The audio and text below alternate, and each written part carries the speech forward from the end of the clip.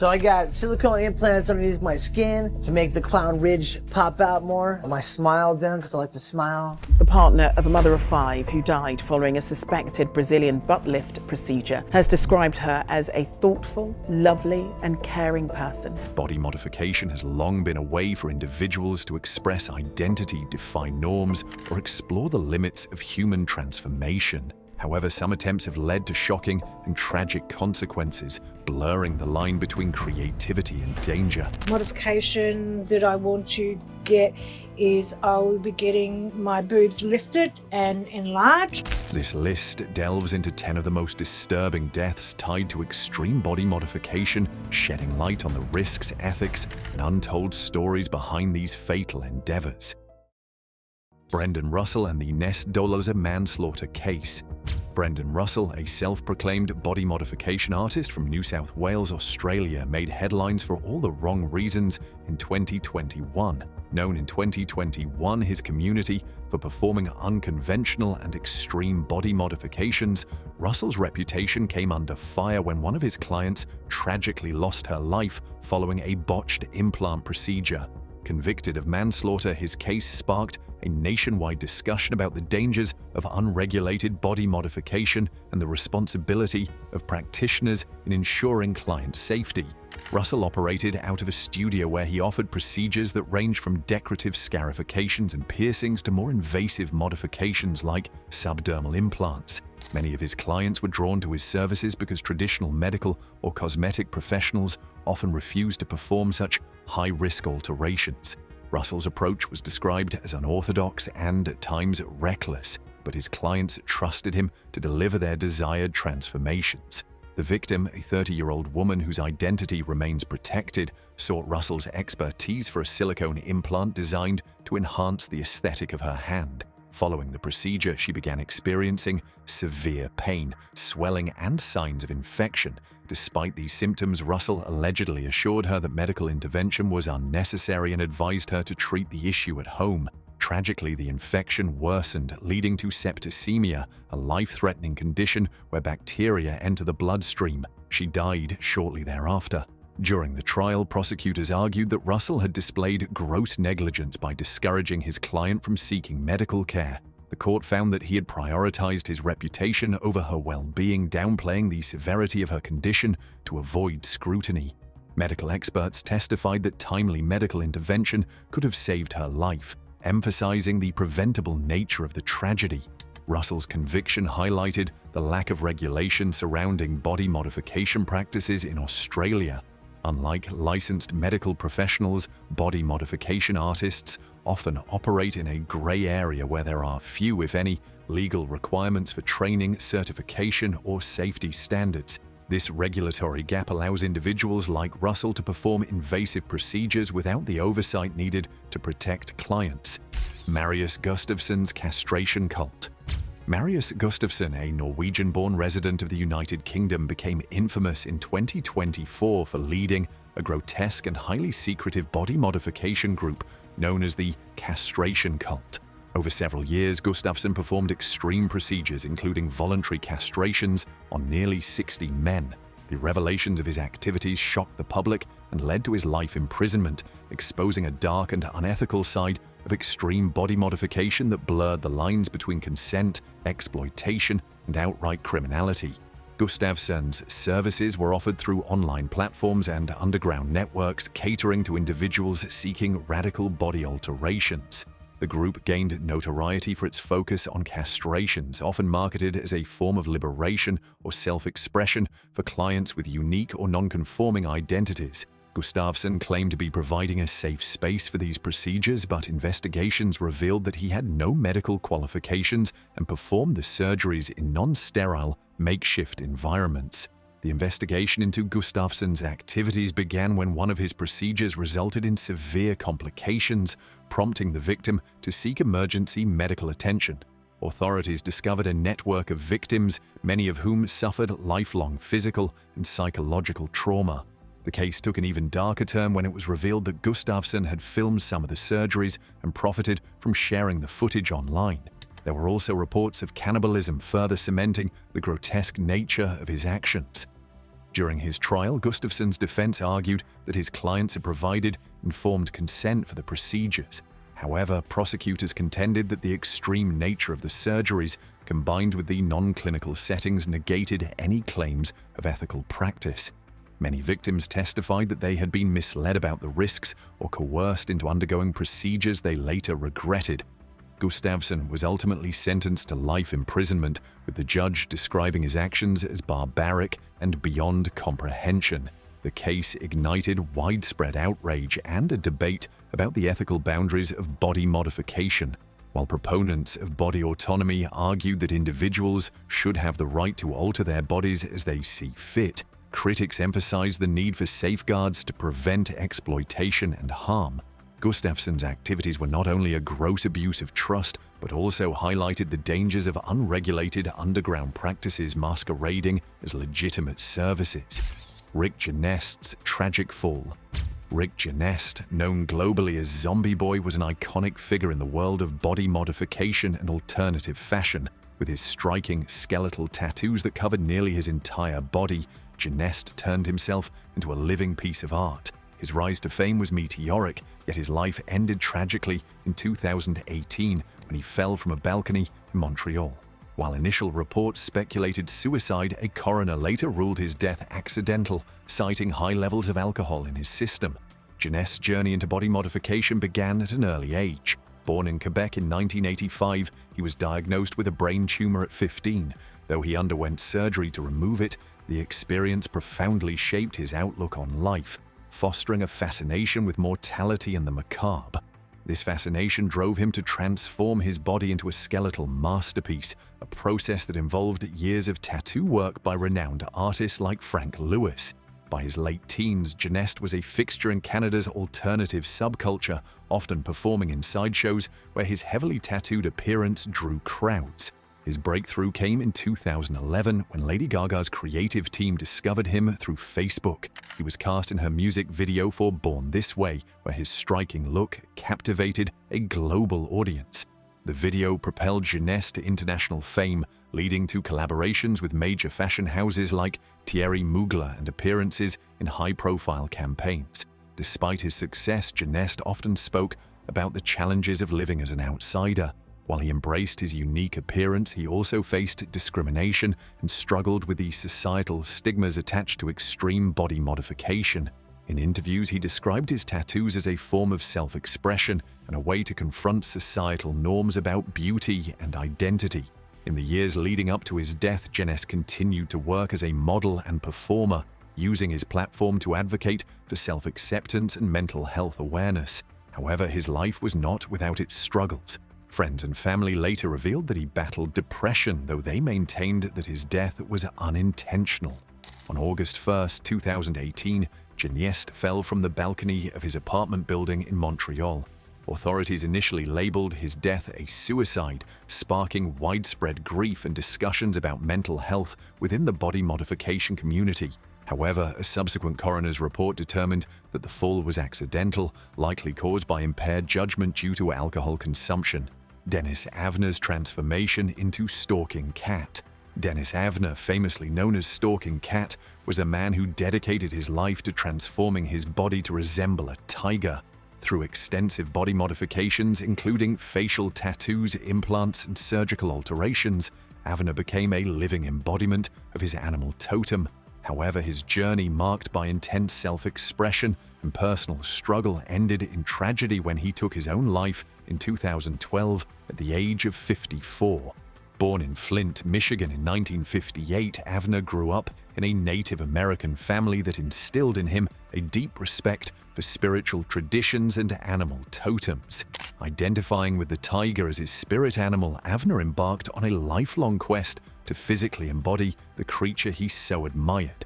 His modifications began modestly with tattoos mimicking tiger stripes, but soon escalated into increasingly radical transformations. Avner's body modification journey included bifurcating his upper lip to resemble a tiger's muzzle, silicone cheek implants to create feline-like contours, and surgical ear reshaping. He even had dental procedures to create sharp, tiger-like fangs and tattooed his eyeballs to complete the transformation. Each modification was meticulously planned, and Avner worked with skilled surgeons and tattoo artists to achieve his vision. His dedication to becoming Stalking Cat drew both admiration and criticism from those around him. Avner's transformation brought him widespread media attention, making him a fixture in documentaries, talk shows, and online discussions about extreme body modification. While some viewed him as a pioneer of self-expression, others saw his alterations as an extreme rejection of societal norms. Avner himself often spoke about his modifications as a spiritual journey rather than a cosmetic pursuit, describing them as a way to honor his connection to the tiger. Despite his fame, Avner faced significant challenges. His appearance often made it difficult to find work or form lasting relationships, isolating him from mainstream society. He also struggled with mental health issues, which he alluded to in interviews but never fully addressed publicly. Friends and supporters described him as a kind and introspective individual, but one who bore the weight of societal rejection and personal demons.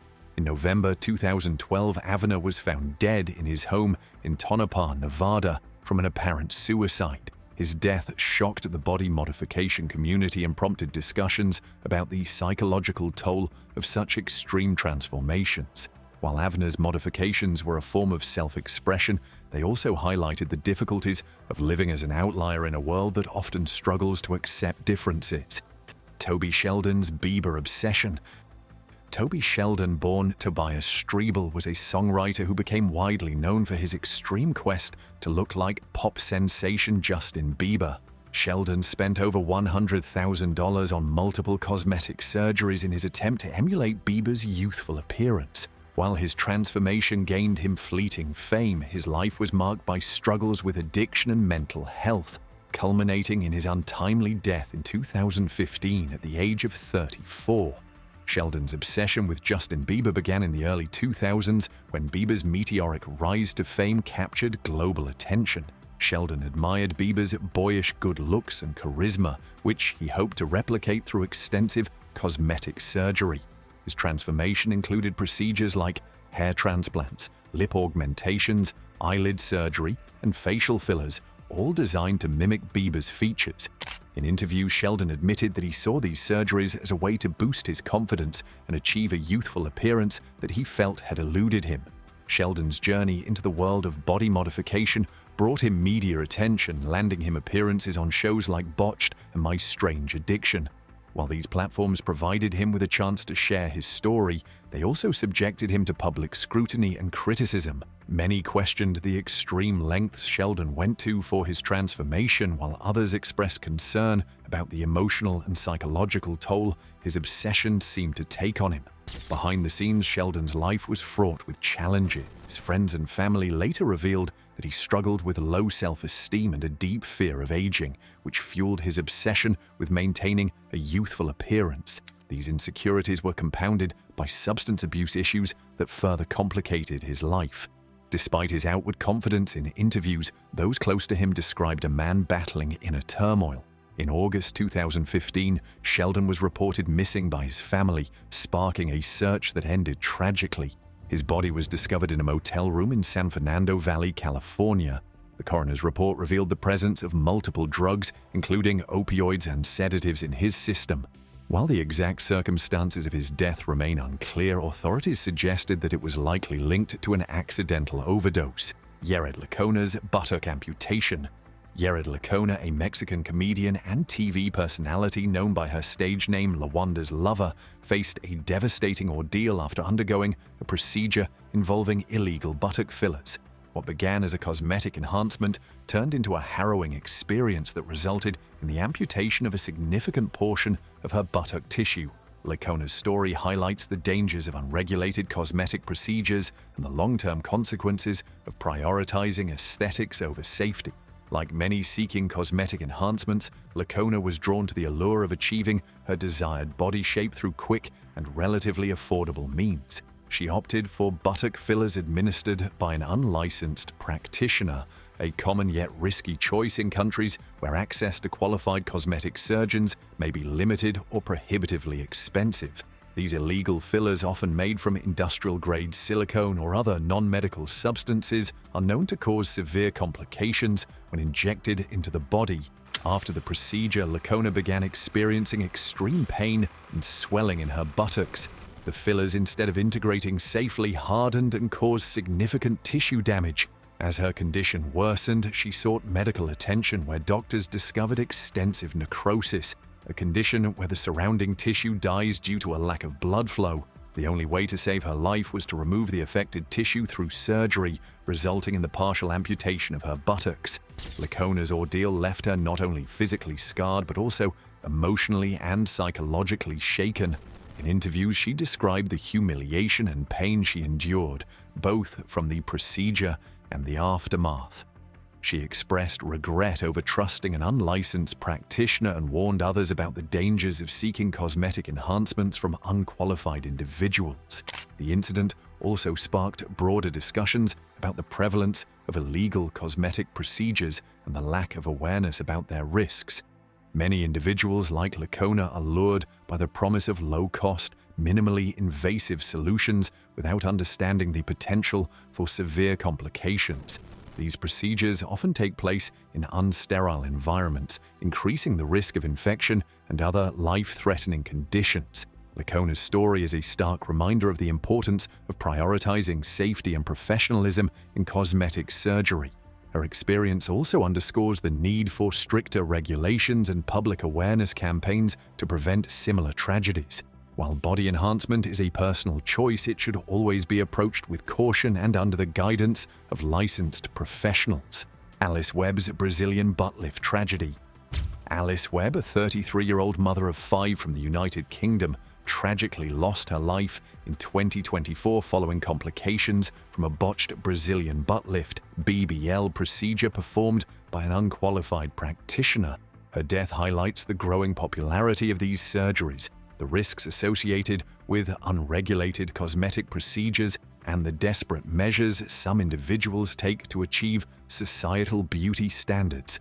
The Brazilian butt lift has become one of the most sought-after cosmetic surgeries worldwide, promising a fuller, more sculpted appearance. The procedure involves liposuction to remove fat from areas like the abdomen or thighs, which is then injected into the buttocks. While the results can be dramatic, the BBL carries significant risks. Studies have identified it as one of the most dangerous cosmetic surgeries, with complications ranging from fat embolism to infection.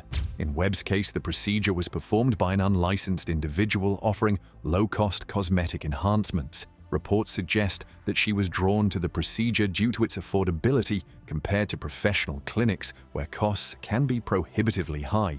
Unlicensed practitioners often operate without proper equipment, sterile environments, or medical training, dramatically increasing the likelihood of complications. Shortly after the procedure, Webb experienced severe pain and difficulty breathing. Her family rushed her to the hospital, but despite emergency medical intervention, she succumbed to a fat embolism, a condition where fat enters the bloodstream and blocks critical arteries. Fat embolism is a known risk of BBLs, particularly when performed by inexperienced practitioners who may inject fat into or near major blood vessels. Webb's death sparked widespread outrage and renewed calls for stricter regulations in the cosmetic surgery industry. Advocates argued that unlicensed practitioners thrive in a poorly regulated environment where demand for affordable procedures outpaces the supply of safe options. The incident also highlighted the need for public awareness campaigns to educate individuals about the dangers of seeking cosmetic surgeries outside of professional clinics. Beyond the technical risks, Webb's story underscores the societal pressures that drive individuals to seek such procedures. The rise of social media and celebrity culture has created unattainable beauty ideals, pushing many to pursue extreme measures to feel confident in their appearance. For some, the financial barriers to accessing qualified surgeons lead to dangerous decisions that prioritize cost over safety. The transgender woman's botched orchiectomy. In Melbourne, Australia, a 24-year-old transgender woman's life was forever altered after undergoing a backyard orchiectomy, a procedure to remove the testicles, performed by an unqualified individual. This tragic case, which ended in the woman taking her own life, highlights the dire consequences of inadequate access to safe medical options for transgender individuals and the psychological toll of botched procedures. The woman sought the procedure as part of her gender affirmation journey, but systemic barriers made accessing legitimate healthcare nearly impossible. In many regions, transgender individuals face long wait times, high costs, and discriminatory policies that limit their ability to obtain safe and timely medical care. Frustrated and desperate to align her physical body with her gender identity, she turned to an underground network where unqualified practitioners offer services at lower costs and with fewer restrictions. The orchiectomy was performed in a non-clinical setting without proper equipment or sanitation. Midway through the procedure, excessive bleeding forced the practitioner to abandon the surgery. The woman was left in severe pain and at high risk of infection. Despite attempts to recover at home, the physical and emotional trauma proved overwhelming. In the weeks following the botched procedure, the woman's health deteriorated. The physical complications were compounded by intense feelings of shame, regret, and isolation. Unable to cope with the aftermath, she tragically took her own life. Her death underscored the critical need for systemic changes to improve access to gender-affirming healthcare. This incident is not isolated. Across the globe, transgender individuals face significant barriers to accessing safe and affordable medical care, from restrictive insurance policies to medical gatekeeping that requires lengthy psychological evaluations. The system often forces people to seek dangerous alternatives. Backyard surgeries and self-administered procedures, though risky, become a last resort for those who feel they have no other options. The psychological toll of such experiences is profound. For many transgender individuals, gender-affirming surgeries are not merely cosmetic, but a vital part of their mental and emotional well-being. When these procedures go wrong, the resulting trauma can lead to depression, anxiety, and, in extreme cases, suicide. Autoerotic fatalities and risky practices. Autoerotic fatalities, though rare, are some of the most misunderstood and stigmatized cases of death linked to body-related practices. These incidents typically involve individuals engaging in high-risk behaviors for sexual gratification, such as autoerotic asphyxiation or self-bondage, which occasionally result in unintended fatalities. While not directly part of the body modification community, these practices highlight a shared theme: the willingness to explore physical limits, sometimes with tragic consequences. One of the most widely known cases is that of actor David Carradine, found dead in 2009 in a Bangkok hotel room. Carradine's body was discovered with evidence suggesting autoerotic asphyxiation, a practice involving the restriction of oxygen to intensify sexual pleasure. Though his family and fans were shocked, his death brought attention to the risks of such behavior, which often goes unspoken due to its taboo nature. Similarly, British MP Stephen Milligan's 1994 death in London raised eyebrows when he was found in a state suggesting autoerotic asphyxiation. The discovery of Milligan's body wearing stockings and tied with a noose shocked the political world and the public, prompting discussions about the dangers of risky solo sexual practices. Autoerotic asphyxiation is particularly hazardous because it often involves solo participants, meaning no one is present to assist if something goes wrong. Loss of consciousness can occur quickly, and without immediate intervention, it can lead to brain damage or death. The shame associated with such practices often prevents individuals from seeking guidance or safety measures, further increasing the risk. Linking these cases to broader body-related practices reveals overlapping motivations. Both autoerotic behaviors and extreme body modifications stem from a desire to transcend the ordinary boundaries of physical experience. Whether it's achieving altered states through breath control or expressing individuality through tattoos and implants, these practices often share a drive to test limits, challenge taboos, and explore personal identity. The stigma surrounding autoerotic practices also mirrors the societal judgment faced by individuals in the body modification community. In both cases, participants often face ridicule or misunderstanding, which can push them into secrecy, reducing their access to resources that could make their practices safer. The reluctance to openly discuss these behaviors compounds the risks, leaving individuals vulnerable to harm. Fakir Musafa and the Modern Primitive Movement. Fakir Musaffar, born Roland Loomis, is regarded as the father of the modern primitive movement, a cultural and spiritual phenomenon that revived ancient body modification rituals as a form of self-expression and personal transformation. Unlike the tragedies often associated with extreme body modification, Musaffar's legacy is rooted in empowerment, exploration, and the celebration of individuality. Musaffar's fascination with body modification began in his teenage years, growing up in South Dakota.